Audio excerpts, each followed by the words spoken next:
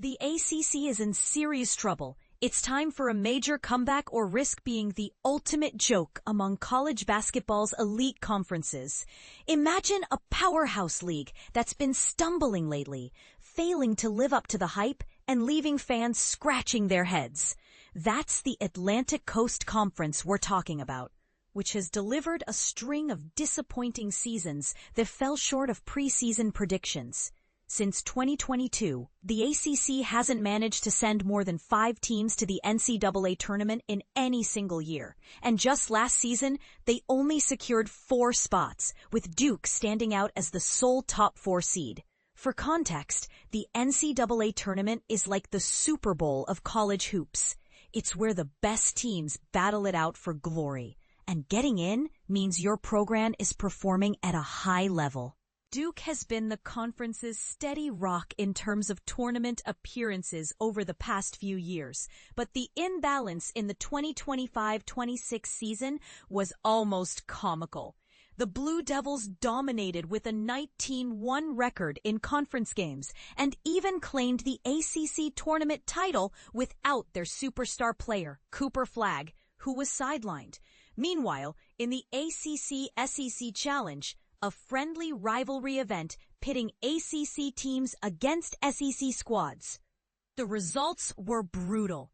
ACC teams went just 2-14 over the 2 days, losing 11 of those games by double digits and 5 by 20 points or more. To make matters worse, they were only 2-6, even on their home courts. This insider is pleading for change to restore the ACC's credibility and end its embarrassing run. But here's where it gets controversial. Is the ACC's mediocrity a sign of deeper issues? Or just a temporary slump that new leadership can fix? College basketball expert Jon Rothstein shared his insights on what the ACC must achieve to shift how the nation views it compared to other top conferences. He posted on X, formerly Twitter, that for the league to truly progress and alter its reputation, it needs at least a third of its teams, that's 6, to hear their names announced on Selection Sunday, the day the NCAA Tournament field is revealed. Rothstein believes this is realistic. Pointing to the fresh coaching hires made during the offseason, think of Selection Sunday as the thrilling reveal where dreams are made or dashed, and getting 6 teams in would signal a resurgence. Several ACC programs are gearing up for strong rebounds. Will Wade, who previously coached at McNeese State, has taken over at NC State and assembled a talented group of transfers to elevate the team from its previous standing. Ryan Odom, fresh from VCU, is now at Virginia, bringing in new talent to build on past successes.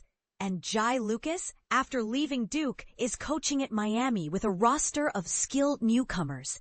These moves could lead to significant improvements, showing how smart recruiting and coaching changes can turn things around. For beginners, transfers are players who switch schools to chase better opportunities, often boosting a team's strength overnight. And this is the part most people miss. The ACC's shift to an 18-game conference schedule might be the secret weapon. At the ACC basketball tip-off event in 2025, Commissioner Jim Phillips discussed this change, which marks the first time the league has used an 18-game slate since the 2018-19 season.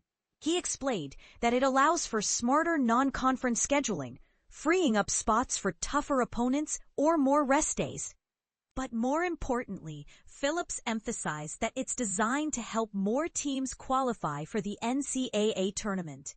In simpler terms, a longer conference schedule means more games against rivals, which can better prepare teams for the big dance and potentially increase their chances of earning a bid.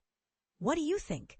Can the ACC really bounce back with these changes, or is it fighting an uphill battle against tougher conferences like the SEC? Is the 18-game schedule a game changer, or just a superficial fix that won't address deeper problems? And here's a controversial take. maybe the ACC's struggles are partly due to over-relying on star players like Duke's rather than building balanced teams. Do you agree, or is that unfair? Share your opinions in the comments and let's debate!